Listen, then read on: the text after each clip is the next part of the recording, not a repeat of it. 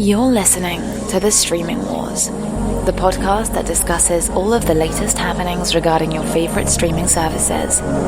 Find out which service is winning the war this time around. Hello everyone and welcome to the latest episode of The Streaming Wars. I am Dustin, I'm joined by Tony, and we are here to cover all the content news for the week of November 1st through November 7th. And as you can probably hear by my voice, it's not any better. It's actually worse than it was 2 days ago when we did our last episode. So this time I'm around, I'm even more nasally, and there's a good chance that by the end of this episode, I might have no voice. So hopefully it'll be worked out by next week. We can only hope. But we do have just not a massive amount of news because there's a lot of news in general, but there's not a lot to actually discuss when it comes to this stuff. So just to be clear, we're kind of shaking a little things up with how we're going to cover some of this stuff. When it comes to the specific projects that have been announced and things like that, if something stands out to us, we'll discuss a little bit more. But otherwise, we're just going to kind of run down the announcements and things like that. We'll talk a little bit more about some of the trailers and the content that's coming. We're going to kind of switch it up. It's probably going to be a little bit shorter than at least our last couple episodes, but that's kind of the goal, is kind of give you a current update when it comes to the content and not make it necessarily a super ridiculously long show where we talk about projects that we don't really have a whole lot of information about.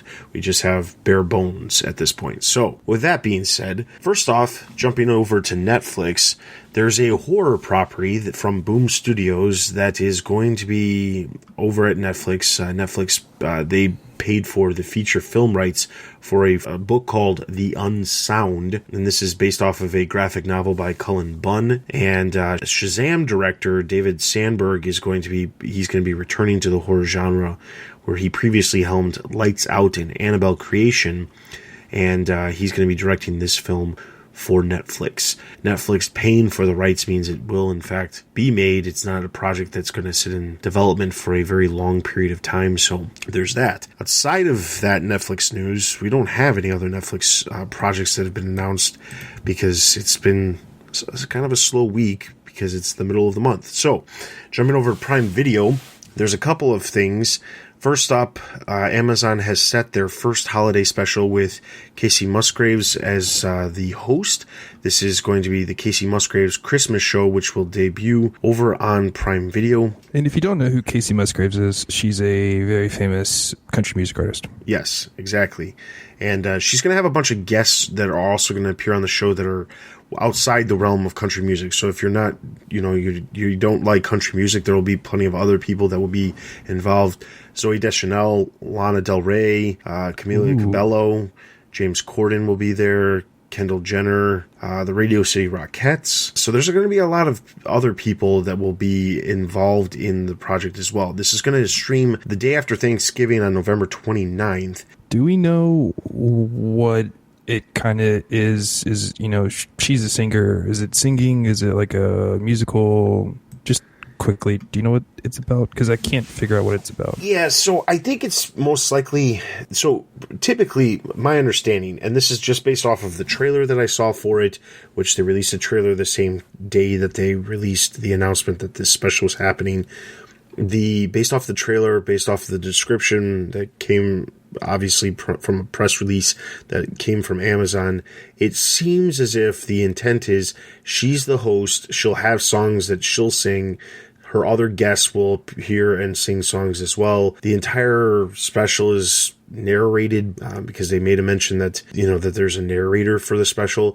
So I don't think it's like they're retelling a story or anything like that, and they're just happen to be playing songs along with it, with different artists playing different songs. It doesn't seem to be that. It seems to be more of a, maybe there's some sort of like through line for the special, and then there's just a bunch of songs, because the vast majority of the guests that are coming are musical related. So I assume that's probably what's happening, is a lot of these people are going to be singing holiday songs. That's all I have as far as any sort of knowledge. And it could end up being something like that, because this is in fact the first one for Amazon. So Gotcha. All right. So next up, two more projects that Amazon announced. They acquired the series Narcos vs. Zombies, and this is a series that will be set in Mexico. And Tony, just you read the announcement. What did you describe it as? Before the show, we were talking about this, and it reminds me of at least the first initial thing is going to be the first season of Walking Dead, where instead of, Rick, who is the main protagonist for almost every season until like the past couple, Rick, he was in the hospital. He comes out, and then all of a sudden there's zombies everywhere, and he has to go find his family. Narcos versus Zombies, the premise kind of is you have this kingpin who's in prison. He comes out of prison, and then now through a couple steps, there are going to be a bunch of zombies where he's going to have to survive. So instead of a guy coming out of a hospital, you have a guy coming out of a prison. So drug dealers versus zombies. There's a bunch of like zombie stories that come out, and I kind of don't care. But seeing drug lords face against zombies, that sounds interesting. Can't say I'm super interested, but then again, I'm not super interested in The Walking Dead. So the other series that's coming to Prime Video is, I'm not super familiar with this, but there was a project, the people behind Critical Role, they had this Kickstarter back in March to raise about $750,000 to create the Legend of Vox Machina, about the first Critical Role D&D campaign that ran from 2015 to 2017. That was the intent of the thing. So they basically were making a show in animated form that was about a D&D campaign that they ran a couple years back. They were planning on doing a 20-minute special, and with the money that they raised, they had enough funds to make a 10-episode animated series. The report from Amazon says that they ordered 2 seasons of the series. Prime Video ordered an additional 14 episodes on top of the 10 they already had promised their Kickstarter fans, and that means there'll be a total of 24 episodes across 2 different seasons. So, yeah, that's nuts. But, yeah, so that's basically the gist of what the project is. I have played D&D in the past. I haven't played in probably 15 years. Not that I wouldn't if given the opportunity, because it was a fun game at the time. But, yeah, it's an interesting story just to see how it got to be what it is. And the success alone, raised some eyebrows over at Amazon in order for them to pick up the series for an additional season. So this is impressive. I'm not gonna lie. I kind of wrote off this project at first, but this is kind of impressive. And I don't even do D&D, but yeah, this is impressive. All right, so no Apple TV Plus news. Jumping straight over to Disney Plus, there's a couple of new projects that have been announced. First up, there's a new film focusing on Milwaukee Bucks player Giannis. Here we go. I'm going to say this wrong. Antetokounmpo. Man, that's embarrassing. His name is Giannis Antetokounmpo. He's called the Greek Freak. I did know that based off of the article that announced this. Yeah, he's Greek. Giannis Antetokounmpo. Yes, I like I've said again. I am very bad at pronouncing this stuff. But yes, there is a I just feature watched a bunch of NBA and they say his that name probably helps. Yeah, I'm sure that helps. But yes, The Greek Freak is a feature film about him, and it's in development over at Disney Plus. It doesn't say specifically what it is, but I'm guessing it's going to be. It specifically says it's a look at his early life and current career, so it seems like a documentary type situation, but it does not state if it's going to be a documentary or if it's the story of him where somebody is actually playing him. It doesn't specifically lay that part out. There's also a new kids game show called The Big Fib, which is going to be, the premise of the show is 2 grown-ups claim to be experts on a topic, but one of them is lying. It'll be up to the kid contestant to try and figure out which one is telling the big fib. Don't have a whole lot other than that. It does say that they will have a host and a lovable, goofy robot. It's just another project that Disney's working on to fill out their content, their original content.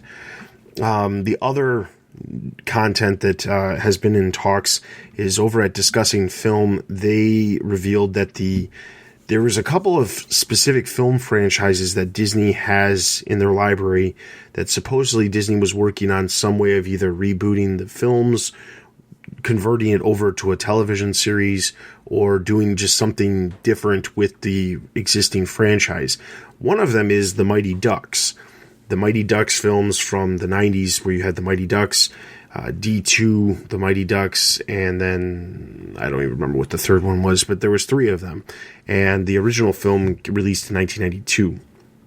Well, it turns out there is a series that they're trying to work on to have the Mighty Ducks appear in some new form.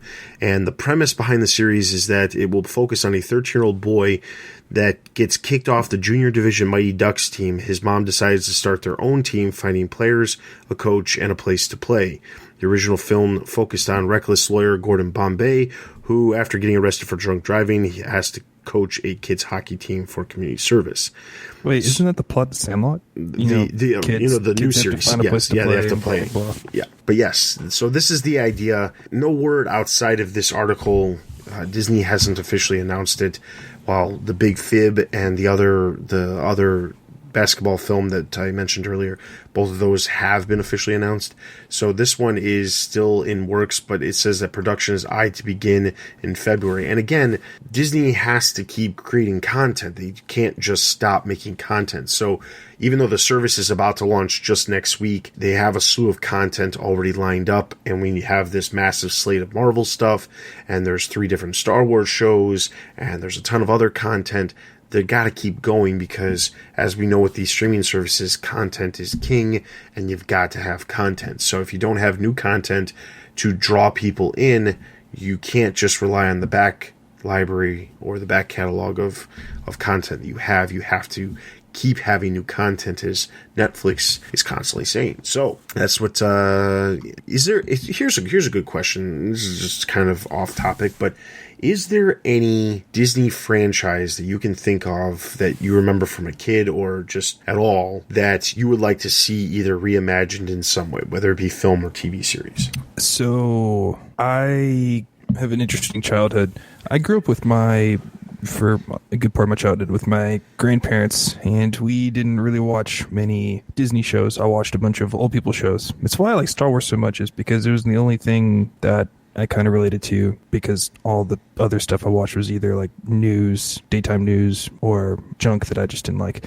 So the only one that I would like to really see reimagined, one of the few things I actually watched, is Mulan, which is already, which is in development. And I like the trailer. I know people don't quite like what was happening with it, but, I feel like Mulan, yeah, you could do it like the musical route, and, everyone loves I'll Make a Man Out of You, that song.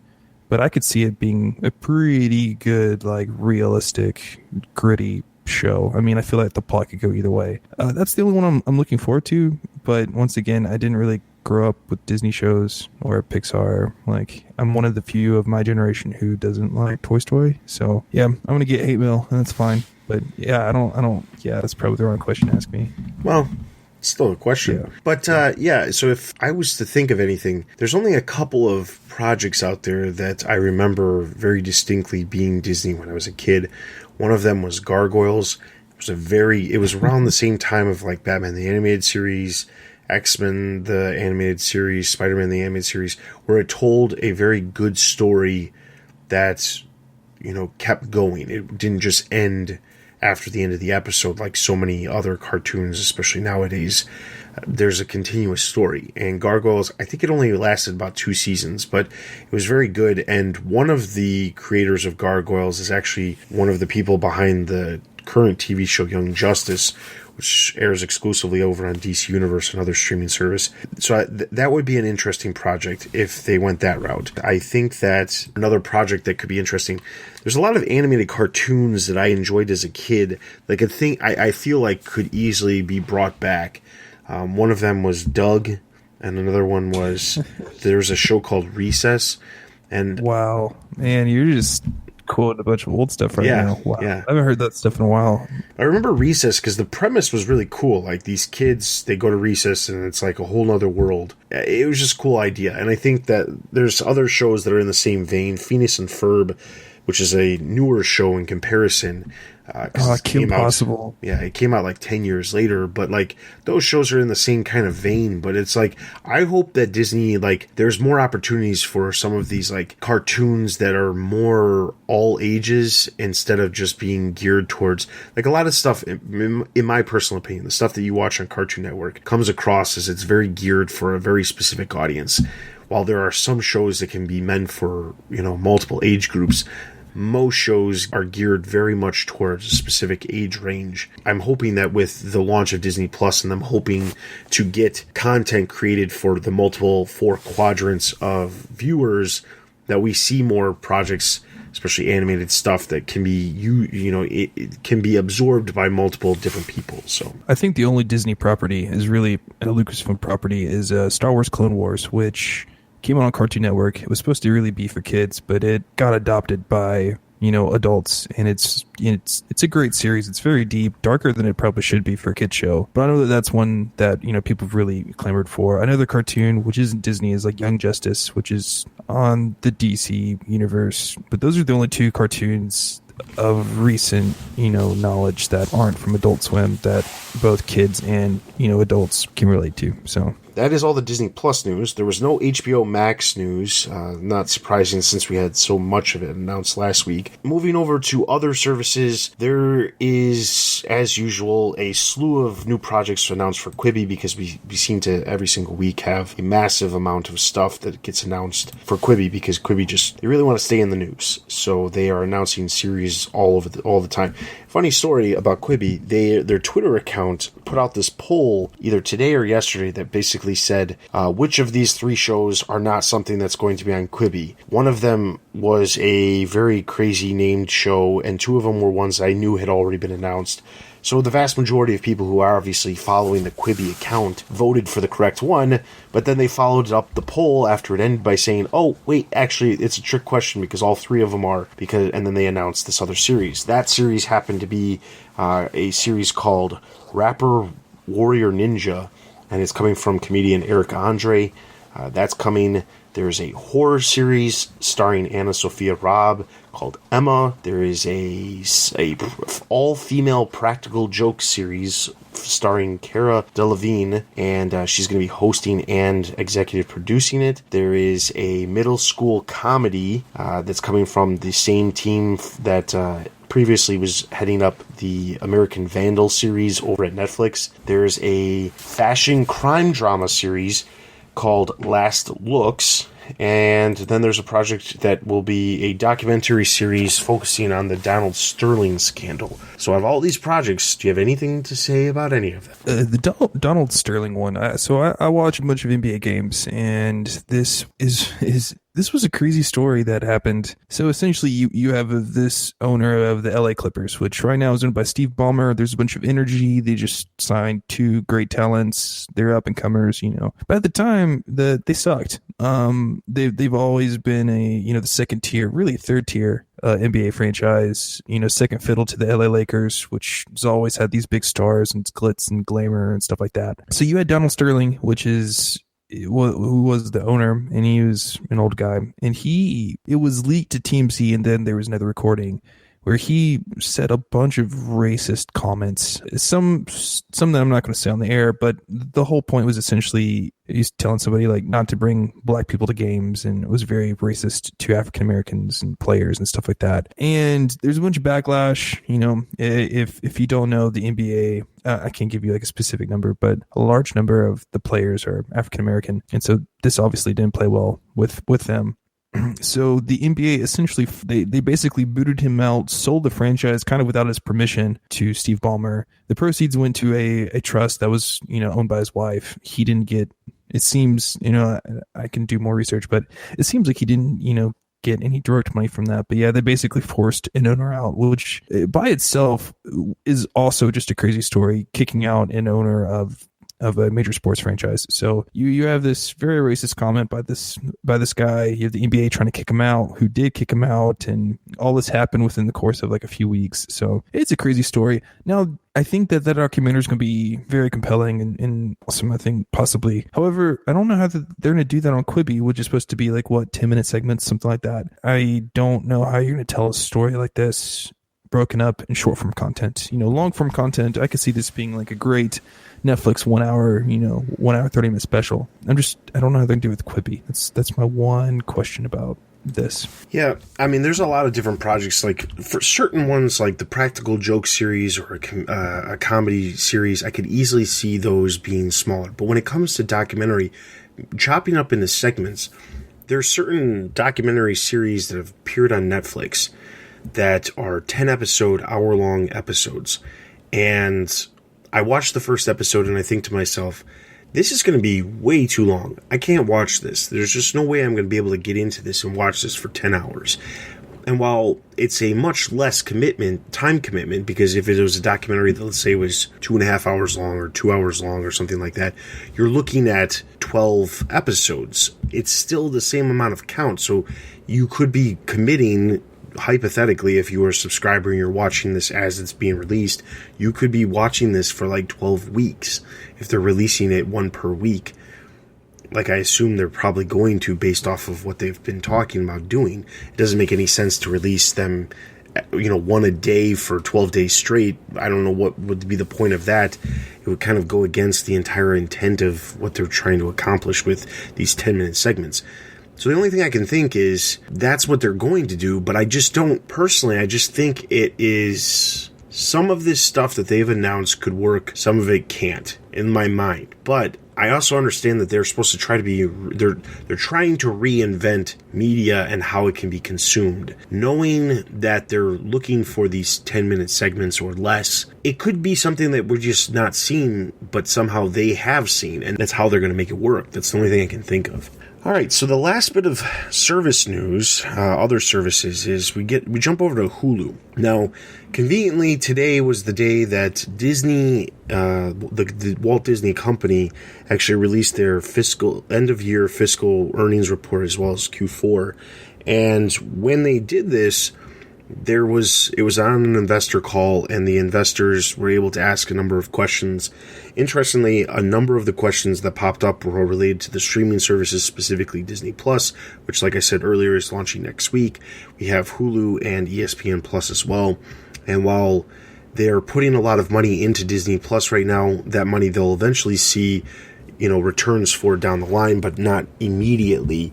As we know, it takes money to build the infrastructure and to build a content library outside of what you already have. We've seen this with a lot of companies, most notably Netflix, with them practically bragging that they're spending $15 billion on content per year. However, one company we don't hear a lot about most of the time is Hulu. And interestingly, Hulu's been around for a long time. It has a decent amount of subscribers. I believe somewhere in the neighborhood of like between 25 to 30 million subscribers currently use Hulu in one of their formats, whether it be the ad-supported version or the ad-free version. There was a question that was posed about what the intent with Hulu is if most of the Disney stuff is going to be on Disney Plus. And Bob Iger, the CEO of Disney, specifically stated that they're looking at different avenues to make sure that their other content can pop up on these other services. So he specifically stated that they're looking at Fox, 21st Century Fox, which they own, and they're looking at the content they have and trying to bring that stuff over. Currently, there's a deal in place with Fox Searchlight and 21st Century Fox Films for HBO to have the first streaming rights for the projects. But he specifically said that once that's done, he plans on having all of that content exclusive over to Hulu. More importantly, and to get to the topic of the discussion, is that FX, the cable channel that produces a lot of very award-winning shows, in some cases, they produce more award-winning shows than other networks out there that are very well known. They previously had a service called FX Plus, and it was basically just like Disney Plus or any of these other ones where you would pay extra to have access to this app. And while we're getting, this is kind of borderline service news and content news. The reason why it's content news and the reason we're talking about it today is because Bob Iger specifically said that FX is going to start creating a lot more content, and the content from FX is going to be exclusive to Hulu. It's not going to pop up anywhere else. It's just going to be on the network and on Hulu. And because back in July, they actually shut down FX Plus. the streaming service, and at that point in time, everyone just assumed, well, that's the gist. They'll move the content over to somewhere else, or in some cases, they'll license the content elsewhere. Currently, American Horror Story, which is a pretty popular series on FX, is over on Netflix. But the majority of the content was on this, standalone service, FX Plus. Because it's not around, all that content is now going to be moving over to Hulu. So Hulu will become the exclusive home for FX stuff. Iger also said that the content will be appearing within hours, just like it does with a lot of the other shows that currently air that Hulu supports. But more importantly, there's 4 new shows that FX will be creating specifically for Hulu. So these are shows that will never actually even be on the FX network. They'll be exclusive to Hulu. And there was an interview that was done a couple months back with the president of FX, and he was saying that even though FX Plus had just ended, I think this was back in August, he gave this interview. He had said that despite the fact that FX Plus was closed down, they had every intention of making even more content going forward. And at the time, nobody really knew where the content was going to be going, other than potentially creating content for other companies like maybe Netflix or something.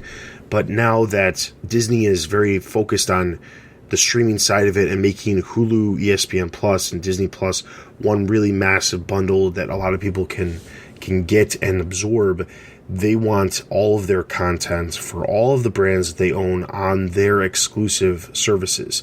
So while you're going to see certain films pop up over on HBO, it's not likely that that's going to happen in the future. A lot of that stuff is going to end up over on Hulu. I would also imagine that a lot of the more adult-oriented shows, PG-13 or rated R films that do not fall in line with the typical Disney standards of family-friendly, I imagine a lot of those are going to end up on Hulu as well. So the long story short of all of this is that if you like shows on FX, Hulu will be having exclusive content in the very near future. With all of that being said, there is a bunch of new trailers that released over the past couple weeks. Instead of running down every single one of these new trailers, I'm just going to pick out 1 or 2 of these that I saw that looked interesting to me. I encourage you to check out the show notes. We'll have links to all the trailers that released. Specifically, the stuff that popped out to me over the last couple weeks, or over the last week, was there's a movie that I didn't even know about until about a week ago. And then days after I found out about the project, Apple ended up releasing the trailer. So this is a movie that will be on Apple TV Plus. It's not coming out till the end of January, but it's called The Banker, and it stars Samuel L. Jackson and Anthony Mackie, and it's set in California, I believe in the 1950s. And the idea is that these 2 black gentlemen go to buy a bank so that they can change the way the real estate market is and kind of mix it up better instead of having white neighborhoods and black neighborhoods. That looked interesting. The other project that looked interesting also happened to be from Apple TV Plus. Not that I'm as interested in checking this out, but the premise has me slightly interested. So Servant, which is a show that is debuting at the end of November, the next Apple TV Plus original is coming, and the premise of this show is that there's a couple who have a child. The child unfortunately loses their life after about 13 weeks. The couple gets a very lifelike doll as a coping mechanism. While the father moves past his grieving period, the mother kind of attaches herself to this doll and treats it as if it's her own child. And the mom then goes and hires a nanny to watch the child. Supposedly the nanny has some sort of supernatural element to her or something like that, because the trailer keeps talking about how they don't know who they let into their house, and obviously it was the nanny. So there's that. And this project, like I said, I'm not super adamant about wanting to see it. It is interesting to me because it sounds very similar to the premise of a movie called The Boy that came out a couple years back. I'm not a horror film junkie in any way, shape, or form. I maybe watch 1 or 2 horror movies over the entire year. But I know about this movie that came out, and it's the same idea, only the difference is the doll in that movie was a ceramic doll and kept popping up, and they hired a nanny, but the nanny had no supernatural. She just was dumbfounded by the fact that she was watching this doll, and the doll, supposedly comes to life or something. So there's slight differences, but I want to know what makes this show uniquely different than a movie that came out just a couple years ago with a very similar premise. That's the projects that I saw that at least grabbed my attention. Well, it's probably different just because it's a M. Night Shyamalan movie. That alone. That's true, and he always has some sort of twist. The only one that I would spend time watching is Eliza Schlesinger. She has a new comedy special. She's one of my favorite comedians on Netflix, and I like her humor. I think she's very funny. She isn't crass and crude, and so that's always nice. I just don't find, sex jokes funny. I just don't. I feel like those are easy laughs. And I want to think, I want my jokes to, I really want to think hard for my jokes. So I like her humor. She's pretty funny. All right. So then moving out of the trailers and over to new releases. So again, instead of rattling off everything that we have, if you didn't hear us on Tuesday announce this, we did over the weekend create a new element to our website, which is over at thestreamingwars.io. At the top of the page, there's a link in the menu bar that says streaming service content schedule. And basically the gist is you can head over to the site and you can see a comprehensive list of all of the content that's coming out for all of the services that are currently available. So you'll be able to find stuff for Prime Video, Netflix, CBS All Access, Hulu, Apple TV Plus, Disney Plus. Eventually, when HBO Max launches, Peacock, their original content will also be included on this calendar. But the idea is that if you're looking for something to watch, you can head over to this and find the new content. Now, we're not listing every single piece of content that they have to offer. We're specifically listing the new things, the things that just come out. So rather than listing all of it, I want to direct you over to the site to check out the calendar and to see what is out. But stuff that sticks out to me over the next week, specifically, there's one project on Netflix, which is Green Eggs and Ham, which is obviously a reference, or is based off of the Dr. Seuss book that most kids probably have seen. It boasts the talents of Michael Douglas and Adam Devine. There's a number of other people attached: Tracy Morgan, Diane Keaton, Keegan Kay. So there's a lot of people attached to this project. But more importantly, it interestingly is a Warner Brothers project that they produced for Netflix. And Netflix has been doing a pretty decent job of marketing this show as well, because I've been seeing commercials pop up on some other things. I had my kids watch the trailer. At least two of them said that they were interested in checking it out when it came out. But the big releases over the next week is basically the slew of content that we're going to be getting from Disney Plus come Tuesday when Disney Plus actually launches. There's a lot of stuff. I know if I ask Tony what he's looking forward to, he's going to say a specific Star Wars show. Guess what? I canceled Netflix yesterday, and I'm getting Disney Plus on Tuesday. It releases. I go on vacation next Thursday, and I'm going to be watching The Mandalorian on vacation. I am so happy. Yeah, I cut the cord. Get rid of Netflix. It's good for you. Watch Disney Plus. Watch Star Wars. Although I'm not real sure that Netflix, getting rid of Netflix is considered cutting the cord. But I'll give it to you. Yes, Mandalorian I'm definitely looking forward to. Another show that is also coming out is The Imagineering Story, which is the documentary story about the employees at Disney that are behind a lot of the creations that you see within the parks and the experiences that Disney offers. Those are the two that I'm probably super interested in.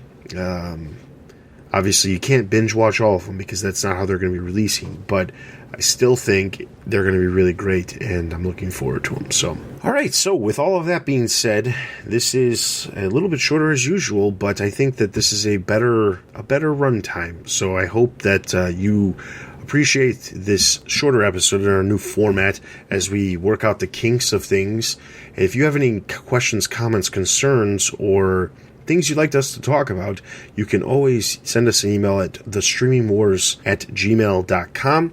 You can follow us on Twitter and our Discord for all the latest news that we talk about here on this specific episode, as well as the streaming service episode that we released earlier in the week. That is where you can find us posting all of these news articles that we're constantly talking about on the podcast and we're referencing. You can also follow us on Instagram, where we will post up new announcements related to the show, the podcast specifically, and new episodes releasing for the show. You can leave us 5-star reviews wherever you're listening to that. That is always greatly appreciated.